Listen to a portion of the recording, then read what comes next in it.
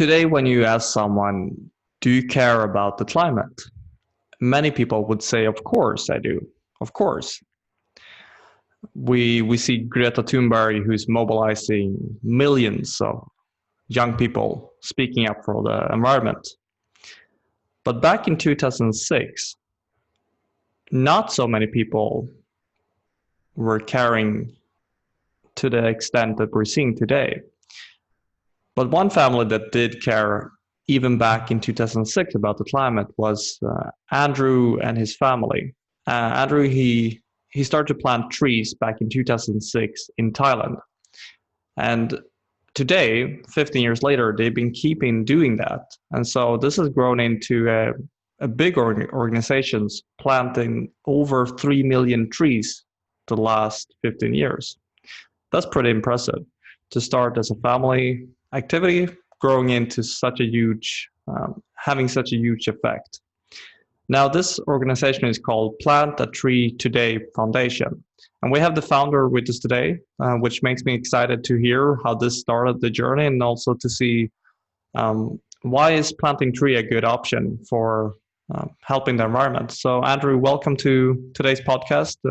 How are your energy level this morning? I'm good, thank you very much, and thanks for having me on the show. Right, it's morning, and you are in the UK? I am, and not far from you guys. Right.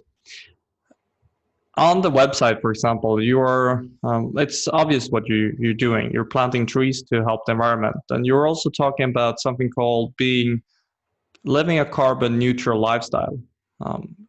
Could you elaborate a little bit about, give us an explanation, what is it that the organization does, and also what does the carbon neutral lifestyle mean for you and for other people? Sure. Let's start with the organization and track back to your early comments on where we started as a family and how we've led to this point today where we're not ourselves have planted the trees, but the team of people and all the companies and schools we've worked with throughout Asia, and our focus now in the UK. We took a trip to the Burmese border with about 15 friends in a minibus. It was a 7-hour drive to the Three Pagoda Pass to an orphanage. And the main aim there was to plant trees that had some form of economic element to them. And we planted teak trees and fruit trees for the orphanage. And it was significant that a group of people had done that, mainly for environmental reasons, but we could see the benefits beyond just the carbon sequestration of the trees, that they did add economic value for the future for the orphanage. And it just continued from there, it gained traction. So when we got back, there's quite a lot of people were enamored by what we've done, and in the words of Paul Dunn, is with attraction, you get traction. And that's where we started. And here we are 15 years later. Whilst our initial focus was on wildlife, biodiversity, and the environment in terms of carbon sequestration, we realize there's a lot more to it, and we've continued our work. Now, that element of a carbon neutral lifestyle is really, the simple element is trees remove carbon, but a carbon neutral lifestyle, people have got to reduce, reuse, recycle, take every step possible they can to reduce the amount of carbon and other gases that are emitted into the atmosphere. We look at methane, which is 84 times more potent than carbon dioxide, which cows emit a lot of. So changing your lifestyle to a meat-free diet or going vegan also has a positive effect. So what we've done now is lots of organizations are focusing on various different angles.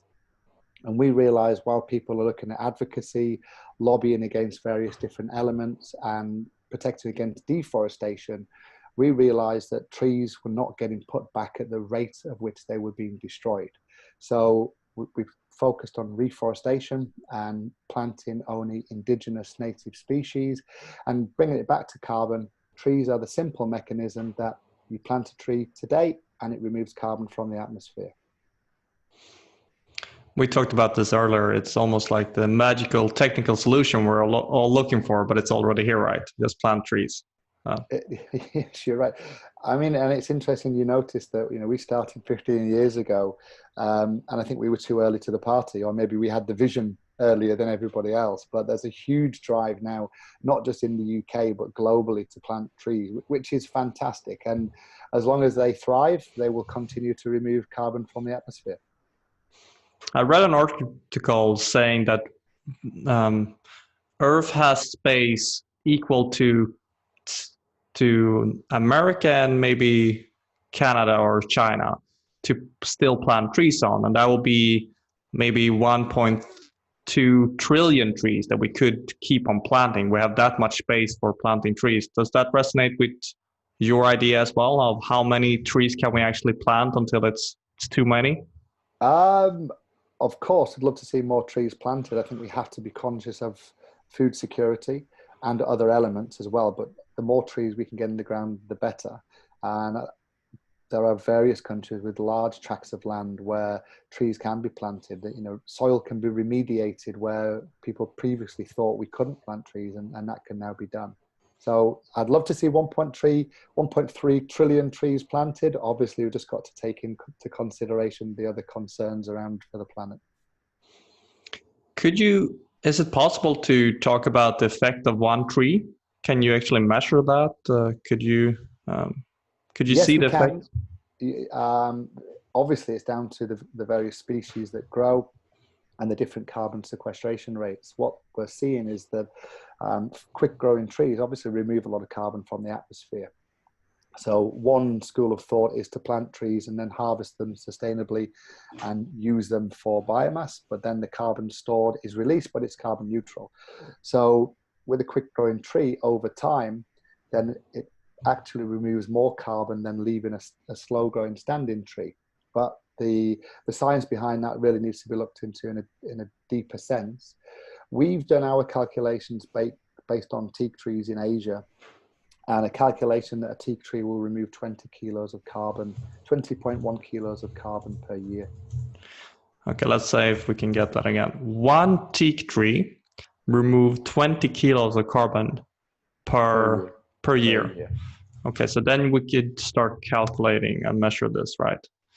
Yes. And you're also saying that trees are only taking down carbon from the atmosphere when they're growing and in that growing stage. That's the quickest rate of sequestration is in the early growth rate, but then it levels out over time.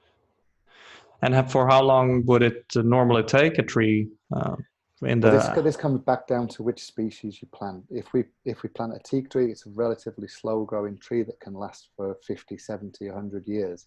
All of the trees that we planted in Asia have been put into national parks, and the trees we're now planting in the UK are on land where the trees will not be cut. So we can recreate woodland areas and recreate natural forest. One of the things we did, which is interesting in Asia, working with Chiang Mai University and the Asian Institute of Technology, we worked with Dr. Stephen Elliott at Chiang Mai, who runs the Forestry Restoration Unit, and we worked on what's called framework species restoration. Now, what that did, and still does, is we take framework species trees that will attract seed dispersing birds and mammals. And what we've proven that in the project zones, whilst there are 30 trees planted, in 6 years, there were then 90 different species of trees. And that's because the birds and the mammals are attracted to the fruits and the seeds that are on the trees, and they go outside the project zone and disperse those seeds, which germinate. But likewise, they're coming back into the project zone and creating, or in fact, fast tracking the growth of the natural forest. So it's a phenomenal technique, and what it does is allow us to quantify an additional amount of trees outside of the trees we've planted. It's a positive side effect from nature itself, in a sense. That's right. It's using nature to recreate. It's interesting. We've worked very closely with Dr. Ian Redmond, who works on multiple projects throughout the world, mainly with primates and elephants. But he calls the elephants the gardeners of the forest, because they also eat the seeds and dig them up and then regurgitate them elsewhere and they grow. And what's been, I'm not sure if you're aware of civet coffee, which is very, very expensive. When the seeds are passed through the digestive tract, they germinate far better and the success rate is far greater. So the animals are really gardening the forest and dispersing these seeds far quicker than we can. So we need to preserve the wildlife areas and preserve all the animals on the planet. So basically, if you would trust the Plant a Tree Today Foundation, then, or a reason to plant trees through your organization would be that the trees will be planted in a national park, so you can make sure they will stay there in a sense. Definitely. Well, the trees we planted in Asia are predominantly within national parks or community forests. The trees in the UK that we're working on now as part of the government's Northern Forest Initiative are planted on land that is secured over the long term, a minimum 99-year lease. So if people if people think this is a cool idea, because it's all about planting trees today, right? That's what you're saying in Correct. the name. We can't wait 40 years. It's going to take 40 years for them to grow up as well, right? So it's all about planting today. And if people want to do that, what would you suggest then? What would be a typical, would people donate money to you? Would they do their own planting through you? How does this work? There's multiple options. If people can plant a tree in their garden, field or school, then yes, they should certainly go ahead and do that. But a lot of people live in inner city areas and they can't access those open spaces. So we're well placed to plant trees in multiple locations. As I said, we're working under the auspices of the government's Northern Forest Initiative at the moment to plant 50 million trees. And that's not us in its entirety. There are 4 community forest groups that are working on this between Liverpool and Hull in the UK. So there's lots of locations that we can plant trees if people are willing to donate. It really helps to get. I wouldn't start to plant trees in my everyday life, right? So I need help with this. And on the website, there's you can actually there's different packages that going back to what we talked about in the beginning here with the carbon neutral lifestyle, and you could select if you're a single person, if you're a couple or a family. So you're already made the math, and then people can just click and choose. This would be what I want to donate towards, right? So if people would, let's say a single person, want to pick that package, what does that mean if people are starting to donate through those packages? What we've done, there are multiple complex carbon calculators online, which are very time consuming. And the average person emits various amounts of carbon depending on where in the world you live and the lifestyle you lead. So what we did years ago, we calculated all the different elements and averaged them out just to make it simple for one person to offset their emissions, or for 2 people or for a family. And we did the same thing for cars and flights as well. Rather than have to go in and put all of your data in, we simply quantified it. If you have a car that's under 2 litres, you need to plant 6 trees a year to remove the carbon emissions for, on average, 12,000 kilometres travelled per year. If it's over 2 litres, then plant 8 trees. If you fly, whether it's on holiday, on business, we segregated it into short, medium and long haul. And quickly go online, offset your flight, and again, we'll take that revenue and we'll put it into tree planting projects. So to really simplify the process, make it simple. Keep it the KISS principle. Keep it simple. Keep it simple, right? I also know that you're about to make it even easier for people who are not using normal kind of currency. You're going into another kind of section that might not be so common, or it might be breaking new ice here. So could you talk about? Yes. Yeah. That's quite an exciting new element. I think that we're pioneering in this area because we've done the basic calculations on cryptocurrency transactions and data mining. So we're about to launch this into the world and allow people using cryptocurrency, which is the way forward, to offset their emissions either via cryptocurrency, or for the people that use crypto or data mine, which is very energy intensive, they can offset the emissions from the calculations of mining for one crypto coin. Okay, so if you are a person who are into crypto, now you could actually start to translate that into value for the environment through planting trees as well. It gives people another mechanism by which to pay to offset their emissions for the transactions, or offset their emissions for data mining, but also the standard vehicles, flights, and carbon lifestyle can be offset using crypto as well.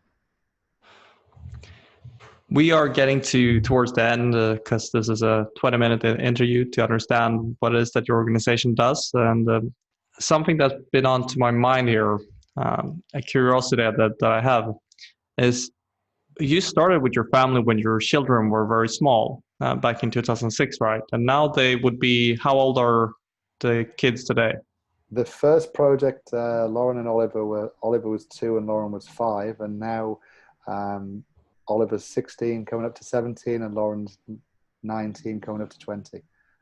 So they were like a tree. They were born and planted into the planting section, and now they've been growing up into, I guess, because they must have been involved, seeing you in this project. How has that affected them as people growing up in that movement? I think it's certainly raised their awareness. I mean, my generation, I would say a large percentage of the population pay lip service to the environment and climate change, but the younger generation totally understand it. You mentioned Greta Thunberg. You know, there's a whole movement of people now that really do want to see action taken against climate change. Various local councils in the UK have initiated a climate emergency, and the younger people get it. So my kids also, they've grown up with it, they understand it, and they've been involved with what we do from the day dot. But we were used to an eco kids camps in Thailand, so they were heavily involved with that throughout the course of that, and I hope that they maintain that going forward. And this charity wasn't about us and our family, it was about doing something for the betterment of society and the planet, and I hope that legacy continues, whether it's through my kids or just through people supporting the aims and objectives of our charity. Whilst we have focused on climate change, one thing that I do want to point out is what we're really starting to see now is the links to mental health and wellness, and the benefits of being in open spaces and green spaces. That's having a positive effect on well-being. We've noticed a reduction in mental health issues with this, and also a reduction in antisocial behaviour. So we've got kids getting involved from vulnerable backgrounds as well. So there's multiple facets to what we do with our tree planting. That was my hidden assumption going to ask that question, that it's good for your mental health, right? And also for the character, I think. I'm about to be a father myself, and part of that would be to help the kids to grow that kind of sense of collectiveness and moral. So just the act of giving, I guess, would be, I see that as a big benefit in this, that you're contributing and giving from yourself towards someone else or something else, right? So that was a beautiful story. So thank you for sharing that. Now, if you get inspired to, I want to plant trees for this world, we have a lot of more space to plant on, and it seems like this organization actually are going to protect those, because they're going into the national parks, and I'm guessing you're planting specific trees here that you've selected to be trees that you really believe in for the future, right? Certainly what we've done in Asia is plant trees indigenous to that location. In the UK projects, the same thing will be happening. We're planting native trees, no invasive species allowed. And then Mother Nature is going to do their magic, or her magic, to just expand what we already planted. I like that as well. So if you like that, you go into pattfoundation.org, and then you could see different ways to, both for yourself to be climate neutral, as we said, and also just the sheer benefit of the earth getting healthier. So pattfoundation.org, that will be the Plant a Tree Foundation website. Now, Andrew, if you want to end this with something that you would like more people to know, to understand, maybe about you planting trees or the environment, Is there anything that you would like for more people to understand?